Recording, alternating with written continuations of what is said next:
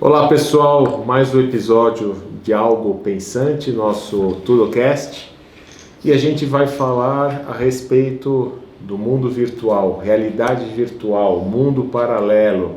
Na verdade a ideia não é tão longe assim, mas o que eu queria é colocar dentro dos conceitos que a gente tem de tecnologia, que cada vez mais a gente está vivenciando esses mundos virtuais, até que ponto isso vai entrar no nosso mundo real, até que ponto vocês acham que a gente vai conviver com isso e até se confundir, os mundos se confundirem?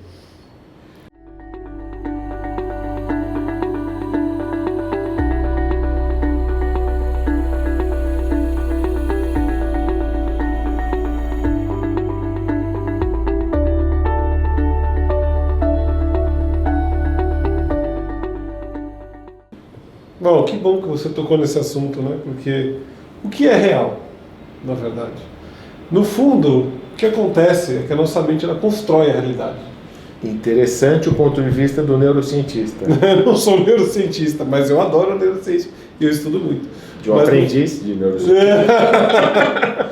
A verdade é que, cara, a nossa mente, o nosso cérebro está construindo a realidade. A gente tende a construir a ponto de até que a gente entenda o contexto que nós estamos. Sim. Tem até duas coisas que a ciência já estudou, e tem até experimentos bem engraçados para quem quiser ver no YouTube, que um é o Inattention Blindness, ou a cegueira da falta de atenção. Tem até um vídeo de seis pessoas jogando uma bola uma para outra. 6 jogadores, é um vídeo. Do que você está falando? Sobre Inattention Blindness, sobre a cegueira da atenção. Renato, desculpa, eu não estava atento. Exato. O que acontece tem um vídeo no YouTube bem interessante sobre isso, que aparecem 6 pessoas jogando uma bola de basquete uma para outra, Sim. E 3 com a camisa branca, 3 com a preta, e você tem que contar quantas vezes os jogadores de camiseta branca passam a bola, né? E eles ficam passando a bola entre si. Sim. Então o nosso foco está em acertar o número correto. Só que na verdade o que o teste faz é que no meio dessa brincadeira aparece um cara vestido de gorila no meio. E o que acontece é que a maioria das pessoas não percebe aquilo. Porque a nossa atenção está tão focada. Não percebe que que o gorila, aparece um gorila no meio do vídeo e faz assim, bate no peito e sai andando. Então isso é um ponto. Toda vez que a gente está ultra focado num determinado ponto, a gente muitas vezes perde o que está acontecendo no entorno, ou algo diferente que está acontecendo naquele momento. Sim. A outra questão é mudança no ambiente. Tem outro teste que fizeram também que é bem legal. Tem uma pessoa que para pedir uma informação para uma determinada pessoa na rua, que não sabe o que está sendo testada, e aí vem 2 pessoas, outras, carregando uma placa de madeira, né, e passa no meio das 2 conversando. E 2 dessas pessoas trocam de lugar. Então uma pessoa troca de lugar com aquele que estava perguntando. Claro que não é uma pessoa assim, tipo, completamente diferente uma da outra. Estão vestidos parecidos e tal, mas são pessoas diferentes. Sim. E muita gente não nota. Que trocou a pessoa. Então assim, a gente na verdade constrói a realidade que a gente está vendo fora. Sim. É muito pouco que realmente é que a gente está percebendo. E a gente constrói isso muitas vezes a partir da nossa experiência, muitos dos nossos valores ou daquilo que vem no padrões habituais e tudo mais. Existem até estudos disso, obviamente, de um lado mais da tradição budista, que fala aí das 8 consciências, e que no fundo essas experiências que a gente tem durante a vida, composta pelos 5 sentidos, mais a nossa mente, que a gente tem um processo de categorização delas, ela permeia, né? Até entendem como se fosse um perfume, né, a experiência, na verdade uma reverberação, ela permeia as outras, ela tem influência sobre as outras experiências. Então, no geral, o que a gente está vendo fora depende muito da nossa relação com o fato e como a gente está construindo a realidade a partir daquilo que a gente viveu no passado. A gente começou com o assunto indo bem a fundo, né? Porque a ideia era a gente pensar na tecnologia daqueles mundos virtuais que são construídos, e a gente já chegou a falar agora, né? Você entrou no assunto da questão de percepção do que é real ou não, né? Que a gente já constrói a realidade. Perfeito, e né? a apresentação de um mundo virtual, sim, o jeito com que a gente, né, que foi criado, então, é que a relação com aquilo é de quase que uma realidade de fato. né? A gente vê muito bem que em alguns momentos a gente, dependendo da forma com que a gente pensa, a gente modifica a química interna, a nossa reação com o que está acontecendo fora, dependendo da forma que a gente pensa. E até falando nisso, falando um pouco mais cientificamente, a própria realidade virtual hoje está sendo usada para ajudar pessoas que perderam movimentos por algum tipo de doença ou problema de paraplegia, etc., para ajuda no processo de cura mais rápido, de recuperação mais rápido daquilo que foi perdido. Então eles usam o mundo virtual porque a pessoa se vê andando. Por exemplo, me perdeu o movimento da perna, se vê andando através daqueles óculos. Ao se ver andando, como se fosse um jogo mesmo, dispara, começa a ajudar a refazer o caminho neural, talvez ter sido perdido ou que tenha algum problema de saúde, e ela se recupera mais rápido do que se ela não estivesse usando aquilo. Ana, você estava comentando hoje que você leu umas reportagens a respeito dos gamers de Facebook, do pessoal do Facebook, que acho que tem um pouco de relação com esse assunto, não tem? Eu só queria apontar um negócio antes, que a realidade virtual para mim é dentro de tudo que a gente estuda sobre tendência de futuro, na verdade que já é presente na nossa vida, mas tende a ter uma presença massiva na nossa vida, ela é o que mais me perturba. Ela me perturba muito, porque ela mexe num terreno aí muito delicado, que é essa separação entre o real, palpável, físico, concreto e aquilo que é perceptível disso dentro da minha cabeça. Eu acho que corpo é corpo e a gente só é ser humano porque a gente tem o corpo aí mediando a nossa relação entre o interno e o externo. Quando a gente tira o corpo dessa mediação, a gente tira aquilo basicamente que nos define hoje como humanos. Então a realidade virtual, ela para mim, ela é extremamente perturbadora por causa disso. Posto isso e deixando claro que na minha fronteira pessoal, realidade virtual é tudo aquilo que pode acontecer na minha mente sem o envolvimento direto do meu corpo. Sim. Então vamos colocar assim. Eu li duas reportagens, uma especificamente fala muito desse tema que a gente está conversando. É como fica a cabeça desses gamers que constroem jogos de hiperviolência. O Mortal Kombat 3 foi lançado recentemente e é considerado o jogo mais violento feito até hoje. É hipergraficamente tão violento que o pessoal pode ficar alguns meses construindo, por exemplo, uma cena do jogo onde a coluna de um cara é arrancada de dentro do corpo, literalmente. E para isso eles estudam anatomia profundamente, eles veem bichos sendo desmembrados, eles vão até abatedouros e eles ficam meses e meses e meses construindo. Qualquer game hoje que tenha qualquer situação de sangue espirrando, violência, os gamers passam por essa reprodução intensa da parametrização da violência, até para ela poder ser o mais real possível, sendo que é uma realidade virtual. E aí, essa reportagem trazia um bate-papo com alguns deles, e especificamente um deles que pediu concordou em depor sob anonimato, mostrando que essa imersão profunda na realidade virtual, especificamente da violência, depois de algum tempo começou a trazer para o cotidiano dele uma sensação de imersão na violência completa. Então ele passou a olhar, por exemplo, para o cachorro dele, ele não conseguia mais ver um ser vivo, amável, querido, que é o cachorro, o amor da vida dele. Ele viu um bando de vísceras dentro do cachorro e situações de evisceramento daquele animal. Então a irrealidade da realidade virtual passou a fazer parte do dia a dia dele, sem ele ter que estar necessariamente conectado na realidade virtual, mas trabalhando com ela intensamente. Então assim, é uma coisa que me preocupa, é uma coisa que eu não tenho nenhuma resposta ainda concreta ou esperançosa, no sentido de que dá para viver imersivamente na realidade virtual e ainda assim não perder o contato com aquilo que nos faz humanos. Acho que não. Acho que a gente leva aí, talvez diferentemente do Charles, que coloca a consciência como o eixo primário, né, da comunicação dele com o mundo, eu acho que a consciência ela só existe a partir da corporalidade. Eu não concebo um ser humano que seja pura consciência sem ter o corpo mediando, porque aí ele não é ser humano, aí ele é outra coisa. E eu acho será que a evolução do ser humano vai ser outra coisa? Não sei, pode ser que mas seja isso. Mas vai ser tema de outro Pode ser, pode ser tema de outro episódio. Mas assim, eu não acho que nós estejamos minimamente preparados para o que a realidade virtual vai colocar a gente. Me preocupa essa dissociação com a realidade, essa desorientação, essa confusão que acontece.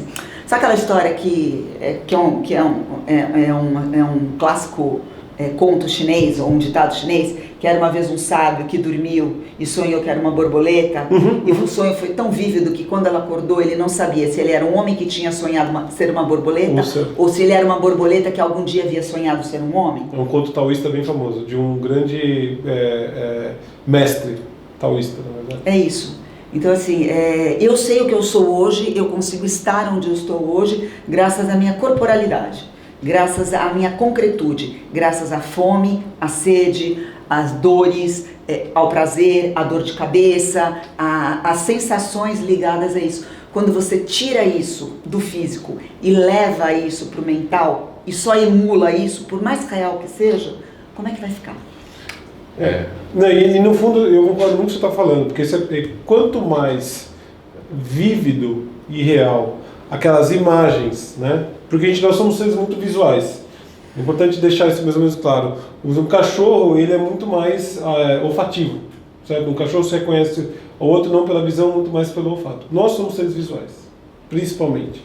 Então, a visão, se você põe uma realidade virtual realmente extremamente violenta, muito precisa, aquela informação, o teu cérebro tá tomando quase como se fosse uma realidade de fato. A tua química interna pode até mudar em relação àquilo. Né? Sim. Como você usou no caso das terapias que são usadas com as pessoas que tiveram algum problema físico. E do mesmo modo pode afetar realmente aquilo que a Ana está falando, é extremamente importante. Porque, óbvio, eu sou gamer, jogo desde quando eu sou criança, desde os 8 anos de idade. Né? Então, assim, todo mundo fala, não, jogos violentos vão transformar em assassinos. Então tem sempre esse questionamento, né, dos jogos violentos. E as pessoas falam, mas eu joguei Mario e eu não virei encanador. Né? Eu não vou atrás de cogumelo para crescer, ou coisa do gênero. Tudo bem, por que jogos são mais fantasiosos, são coisas, né, mais simples? Quando a gente começa a chegar num ponto de que você não consegue, realmente há uma dissociação, em que aquela imagem é tão precisa, sim, que você começa a ter as mesmas reações que teria se estivesse vendo aquilo de fato, aí a gente começa a entrar num negócio perigoso. Porque em termos de consciência, isso é interessante. Corpo realmente é a forma com que a gente experimenta a realidade, certo? 5 sentidos. Sim. É o tato, é o olfato, a visão, é o paladar, certo? E a audição. E a audição. Perfeito. 5 sentidos. Só que tem outro componente, que é a mente. A gente fala muito das tradições budistas, né? Sim. Que é que amarra a experiência aqui. Sim. E dá o tom da coisa. Sim. E essas 5 formas, elas estão associadas a 5 consciências. Ou seja, a gente consegue ter a consciência de audição sem necessariamente ouvir um som. De fato. Sim. Certo? Quando a gente sonha, por exemplo, e dorme, e você ouve um som, alguém falando com você, nada mais é do que a manifestação da sua consciência auditiva, sem precisar do aparelho que realmente capta o som fora. Sim. E essa nossa consciência, essas 5 consciências mais ou menos, elas são muito presentes. Elas são muito fortes pra gente. E quando a gente começa a mexer com elas, através desse tipo de realidade, você cria de fato uma realidade que é tão real quanto a que seria... Na verdade, o que acontece? Você bypassa. Quando você fala diretamente a sua consciência, sem você estar necessariamente experimentando aquilo fisicamente, mas vivenciando aquilo, você está bypassando os 5 sentidos. Então você está enxertando doses de realidade, porque para a consciência não vai ter diferença entre uma coisa e outra. Sim. Ela vai ter sido nutrida e alimentada. O Harari coloca uma coisa que também é muito importante aí do ponto de vista de business, né? Um pouquinho do mundo onde a gente trabalha. Ele fala que a realidade virtual é a fronteira final, é o sonho de qualquer rede social. É aonde as redes sociais vão efetivamente poder estar dentro do último nicho que eles não estão presentes, que é diretamente na nossa mente, na nossa consciência. Por isso que iniciativas como o óculos do Facebook me apavoram. Essa é a única coisa na tecnologia que hoje me apavora. E quando as pessoas se mostram muito preocupadas com a privacidade, eu fico mais preocupada com a invasão da minha mente de qualquer outra maneira que não seja aquela permitida por mim. Sim. Eu não sei que tipo de pessoa eu posso me tornar a partir disso. A gente, bom, dentro dessa reflexão tripla aqui que a gente está fazendo, a gente já tem todos os sinais e comprovações de que realmente o mundo virtual e o mundo real, nosso humano, estão se fundindo de alguma maneira, queiramos ou não, né? Porque todas essas percepções que estão sendo geradas virtualmente, elas já estão se confundindo com o nosso mundo real. Ou seja, a gente tem que realmente ter um ponto de atenção enorme para o que vai ser o mundo virtual daqui para frente. Mas é algo que a gente vai ter que seguir com essa reflexão. Inclusive, quando a gente fala alguns estudos referentes ao futuro do trabalho, com toda a robotização, a automatização, que não vai ter emprego para todo mundo, uma das alternativas de ocupação das pessoas, que alguns estudiosos dizem, é de você ocupar as pessoas com que elas sentirem prazer através da realidade virtual. Isso não te lembra, em demasia, a política do pão e circo do Império Romano? Sim. Quando eu olho para frente, eu vejo quão mais parecidos com os de trás a gente fica. Verdade. E acho que até para concluir isso um pouquinho do que eu estava falando com o que você mencionou aqui, eu acho que a gente tem que tomar um cuidado bem grande, realmente, com toda essa crescente, né, essa expansão aí dessa realidade virtual. E eu acredito que a gente consiga ainda usar isso para benefício quando é para tratar doença, coisa do gênero. Sim. Mas a gente precisa voltar a ser humano de verdade, né? Voltar a poder usar a máquina que é perfeita e maravilhosa para resolver e sentir a realidade que tem fora, sem ter que ficar tentando alterar e criar coisas novas. A gente já falou muito sobre prever futuro, né? E eu acho que prever futuro é um negócio complicado. Se eu fosse extremamente boa em prever o futuro, talvez mais do que a média, não sei se eu sou ou não, eu ia me mudar lá para Palo Alto, ficar sentado e virar oráculo do Google. Mas tem uma coisa que eu acho que talvez a gente possa ter em consideração. À medida que a realidade virtual e a realidade não virtual, a que nós vivemos, vamos colocar assim, ficam cada vez mais indistinguíveis uma da outra, a gente talvez só tenha duas opções possíveis. Ou rejeitar completamente isso, ou abraçar completamente isso. E talvez para abraçar completamente a realidade virtual, mais do que qualquer outra tecnologia sobre os quais a gente vem falando ao longo desses episódios, talvez aí a gente tenha que tomar uma decisão de abdicar ou não da nossa humanidade. E feito isso, eu acho que isso é uma tremenda um questionamento importante que a gente tem que fazer. E eu acredito também que para que a gente possa fazer esse questionamento e tomar a decisão, né, assim, mais correta ou consciente para a sociedade humana, de certa forma, a gente precisa medir e testar quais são as consequências desse uso desse tipo de tecnologia. Já existem os mecanismos para tal hoje em dia, né?